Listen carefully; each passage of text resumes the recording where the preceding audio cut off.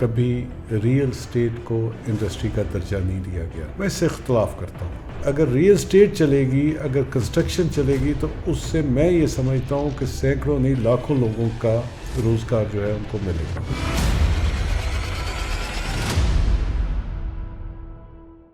السلام علیکم every one, this is Haseeb Arif from HR Estate and Builders and welcome to HR Talks episode 4 presented by HR Estate and Builders.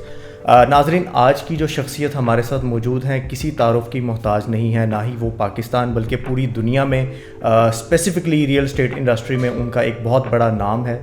ہمارے ساتھ موجود ہیں mister Mian Talat Ahmed, president DHA dealers association. آئیے ہم ان سے اپنی کانورسیشن کا آغاز کرتے ہیں اور ان سے آج ساری کمیونیکیشن کرتے ہیں ریئل اسٹیٹ کی انڈسٹری کے بارے میں اسپیسیفکلی، کہ کس طرح کے اپس اینڈ ڈاؤنز اور کیا کیا چیزیں جو ہے اس میں ہم انوالو ہوتی ہیں. السلام علیکم سر، کیسے ہیں آپ؟ وعلیکم السلام، شکریہ آپ کی دعوت کا.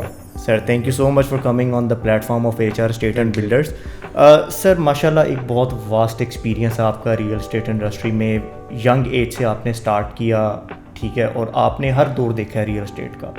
ٹھیک ہے سر، سب سے پہلے آپ ہماری آڈینس کو تھوڑا سا اسپیسیفائی کیجیے گا کہ اولڈ، اس میں کوئی ڈاؤٹ نہیں ہے اولڈ از گولڈ، بٹ یہ بھی کہا جاتا ہے کہ جو نیو چیزیں ہوتی ہیں that brings new innovations, modern چیزیں انوویشن لے کر آتی ہیں. تو سر ایک وقت تھا کہ 20 سال 25 سال پہلے جب ہم چلے جائیں تو ریئل اسٹیٹ انڈسٹری کی ایک جو اسٹریٹجیز تھیں، ورکنگ کرائٹیریا تھا، آپ اس کو آج کی ماڈرن ٹیکنالوجی کے حوالے سے کس طرح کمپیریزن کریں گے؟ بات شروع کرنے سے پہلے جو آپ نے سوال کیا ہے، ریئل اسٹیٹ اور ریئل اسٹیٹ ایجنٹس، ایک زمانہ تھا کہ ان کو دلال کہا جاتا تھا، پھر وقت گزرا یہ بروکر بنے، رائٹ، پھر یہ پراپرٹی ڈیلر بنے، بالکل، اور اب یہ اسٹیٹ ایجنٹس اور ریئلٹرس کہلاتے ہیں. صحیح بات ہے. جو بات آپ کر رہے تھے کہ پرانے اور ابھی کا جو ڈفرینس ہے، اس میں یہ تبدیلی آ چکی ہے کہ ہم وہ سفر طے کر کے اب الحمدللہ ریئلٹرس کہلاتے ہیں، اسٹیٹ ایجنٹس کہلاتے ہیں. تو یہ تو ہوا ہے وقت کے ساتھ ساتھ. دوسرا یہ کہ نئی جدتیں جس کی آپ بات کر رہے تھے کہ یقیناً آئی ہیں. سوشل میڈیا پہ کا زمانہ ہے. ہمارے سوشل میڈیا پہ بہت سارا لوگوں کو انفارمیشن بھی ملتی ہے، لوگوں کے علم میں بھی اضافہ ہوتا ہے، ہماری پرابلمز بھی ہم اپنی شیئر کرتے ہیں ایک دوسرے کے ساتھ. اور حکومت وقت کے ساتھ جب ہم ٹی ویز پہ بیٹھتے ہیں، ٹی وی ڈبیٹس میں بیٹھتے ہیں یا کسی بھی فورم پہ ہوتے ہیں تھرو سوشل میڈیا، تو ہم اپنی بات ان ایوانوں تک بھی پہنچاتے ہیں.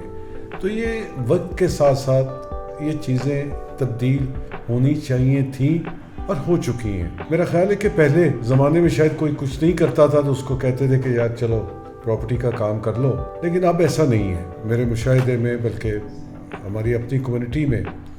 میں خوش آمدید کہتا ہوں ان ینگسٹرز کو، ان نوجوانوں کو جنہوں نے بیچلرز کر رکھا ہے، ماسٹرز کر رکھا ہے اور وہ اس فیلڈ میں آ رہے ہیں. رائٹ. اور یہ ایک خوش آئند بات ہے کہ ہمارا پڑھا لکھا نوجوان بھی اس طرف راغب ہے، اور امید کرتے ہیں کہ یہ اچھا وقت انشاءاللہ آئے گا جب یہ نوجوان سارے، آج کے نوجوان جو کل کو اس بزنس میں آج آ رہے ہیں، کل ان کو انشاءاللہ ان کا مستقبل بھی اچھا ہوگا انشاءاللہ. سیکنڈلی سر، ہم موو آن کریں گے. ایز وی نو کہ گورنمنٹ کے اپس اینڈ ڈاؤنس، بہت سی گورنمنٹس آتی ہیں جاتی ہیں، اور ریئل اسٹیٹ انڈسٹری جو ہے وہ اسی کے ساتھ اپ اینڈ ڈاؤن آ جاتی ہے. ابھی اب کرنٹلی ٹائم کی بات کریں تو ابھی ہماری economy that is not stable, political situation is not stable.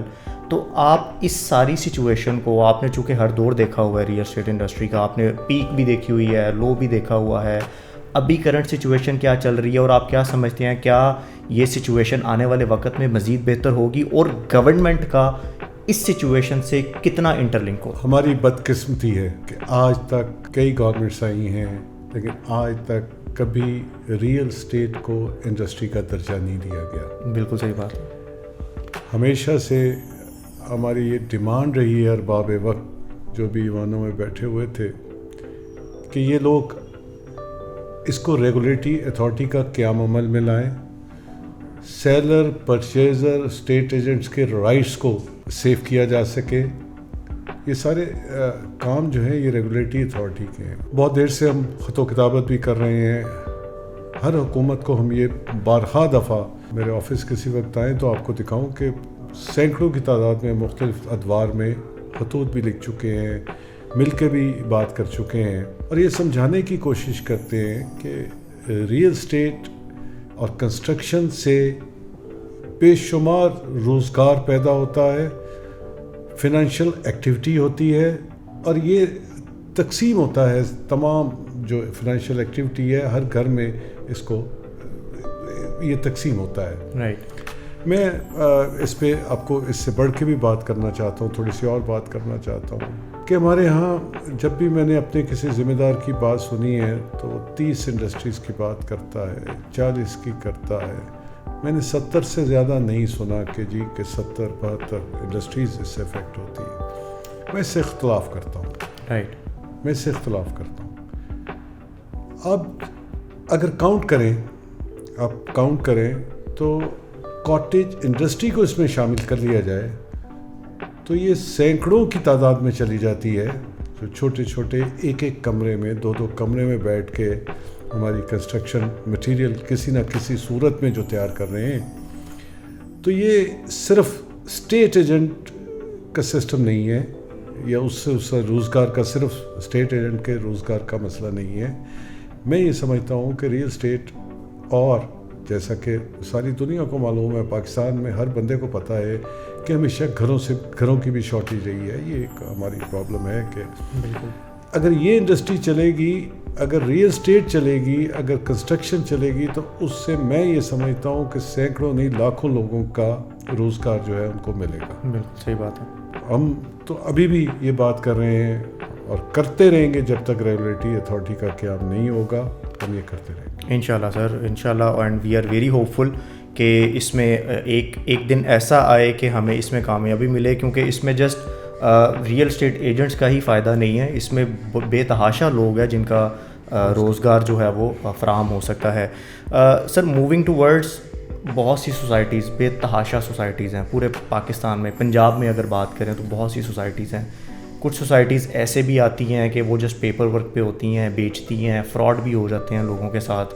ٹھیک ہے, تو اینڈ یوزر اسپیسیفکلی جس کی بڑی ایک محنت کی کمائی ہوتی ہے ایک پلاٹ پرچیز کرنے کے لیے, کیونکہ وہ ایک دم پوری اماؤنٹ نہیں پے کر سکتے, تو اینڈ یوزر کے لیے آپ کے ایکسپیرینس کے اکارڈنگ تھوڑا سا آپ اس کو ایکسپلین کیجیے گا کہ وہ کن چیزوں پر ریلائی کرے اور کانفیڈنس رکھے کہ ردر وہ کسی سوسائٹی میں اگر وہ اپنا پلاٹ بائی کرنا چاہ رہا ہے تو وہ اس کی پاسٹ ہسٹری کو دیکھے ڈیولپر کی, یا این او سیز کو دیکھے, یا لینڈ ایکوائرمنٹ کو دیکھے, یا اس کے بعد وہ اس کی ڈیلیورنس کو دیکھے, ڈیولپمنٹ کو دیکھے. تو کون سے اسٹیپس کو وہ دیکھے, کانفیڈنس اس پر لے کر آئے, اور اس کے بعد وہ انتخاب کرے کہ اچھی سوسائٹی میں اپنا پلاٹ پرچیز کرنے کے لیے. دیکھیں, یہ جو بات آپ کر رہے ہیں, یہاں پھر حکومت کا ایک آ جاتا ہے سلسلہ کہ کوئی بھی ایڈورٹیزمنٹ جو ہے گورنمنٹ کا کوئی ایسا ادارہ جو کہ اس چیز کو مانیٹر کرے, کسی بھی طرح وہ ایڈورٹائز وہ لوگ نہ کر سکیں جن کے پاس زمین نہیں ہے, جن کے پاس این او سیز نہیں ہے. رائٹ.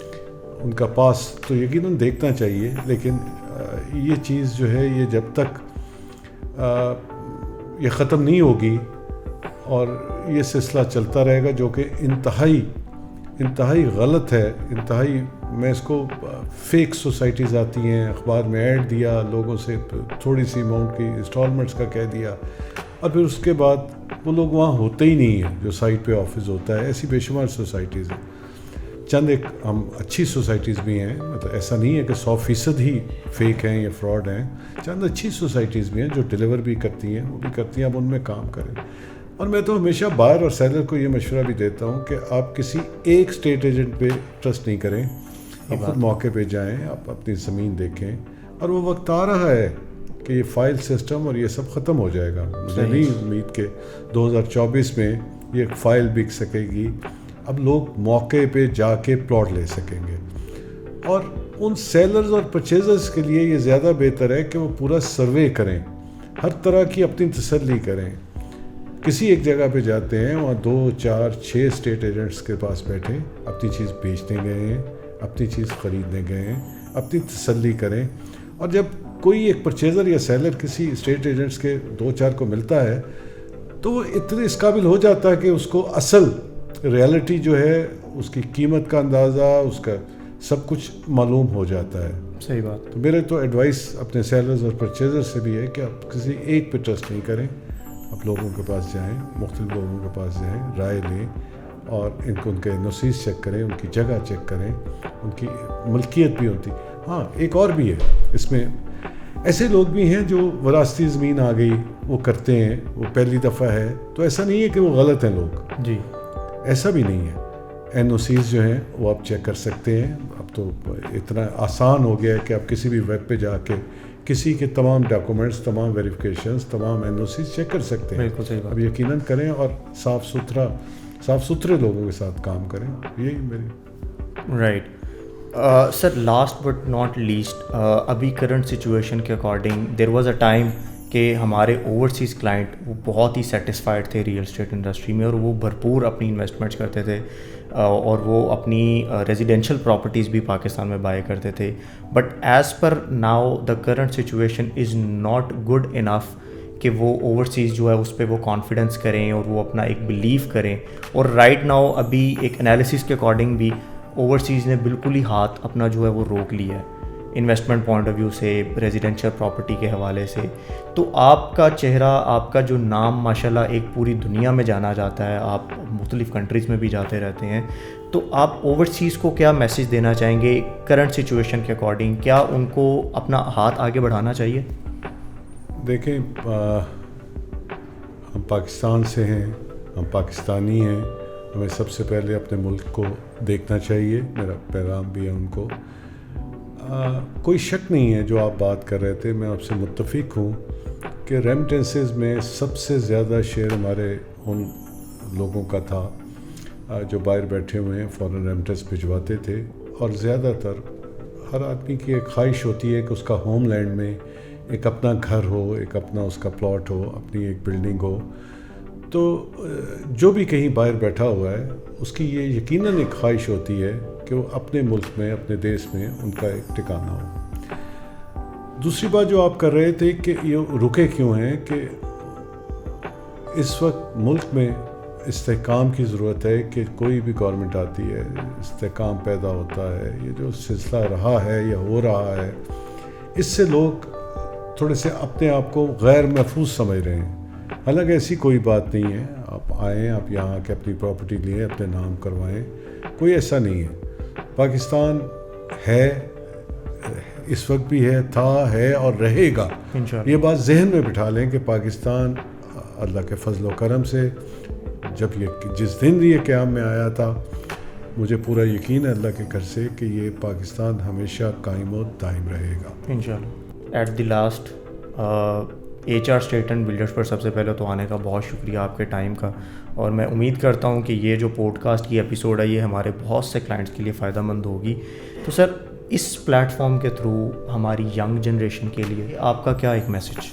آپ نیک نیتی کے ساتھ, صاف نیت کے ساتھ, اچھی سوچ کے ساتھ, اور ذہن میں اگر یہ بات ہمارے نوجوان بٹھا لیں کہ اپنے ساتھ ساتھ ہم نے لوگوں کے لیے آسانی پیدا کرنی ہے, تو یہ اوپر بھی آپ کا اکاؤنٹ کھلے گا, نیچے تو آپ کو 2% کمیشن کا بھی اناؤنس کیا ہے سارے لاہور نے مل کے کہ اب کمیشن بھی 2% ہوگی. تو یہ روزگار بھی بہت اچھا ہے. اور مجھے خوشی ہوتی ہے کہ جب دیکھتا ہوں کہ ماسٹرز کر کے نوجوان ینگسٹر اس طرف راغب ہیں. اور یہ ایک وقتی ڈپ ہے, میں اس کو یہی سمجھتا ہوں کہ یہ وقتی ڈپ ہے. ویسے بھی آج تک ایک مدت سے میں اس فیلڈ میں ہوں, ہر 4-5 سال کے بعد ایک ڈپ آیا کرتی ہے, اور یہ بھی اسی ڈپ کا حصہ ہے. نہ ایسے حالات پہلے تھے نہ آئندہ ہوں گے. آنے والا وقت انشاءاللہ آسانیاں لے کے آئے گا, برکتیں لے کے آئے گا, بہت امید ہے. انشاءاللہ sir. Sir once again thank you so much for your time sir. بہت اچھا لگا آپ سے بات کرنے کے. جی ایچ آر کے پلیٹ فارم سے مجھے بڑی خوشی ہوئی کہ میرے چھوٹے بھائی ذیشان نے مجھے دعوت دی اور مجھے بہت اچھا لگا کہ اور میں اس پلیٹ فارم سے آیا ہوں. مجھے جہاں بھی موقع ملے گا میں نے اسی انڈسٹری کے بارے میں بات کرنی ہے, اپنی اسی خاندان, اسی کنبہ, اسی اسٹیٹ ایجنٹ برادری کی بات کرنی ہے, ان کے رائٹس کی بات کرنی ہے, ان کی فلاح کے لیے بات کرنی ہے. آپ کا بہت شکریہ کہ آپ نے دعوت دی تھی, میں حاضر ہوا. Sir thank you so much sir once again. آپ کا بہت شکریہ, آپ نے قیمتی ٹائم اپنا دیا. Thank you so much for watching this podcast. Till the time do subscribe our YouTube channel and press the bell icon, and also like our video on the YouTube and Facebook page.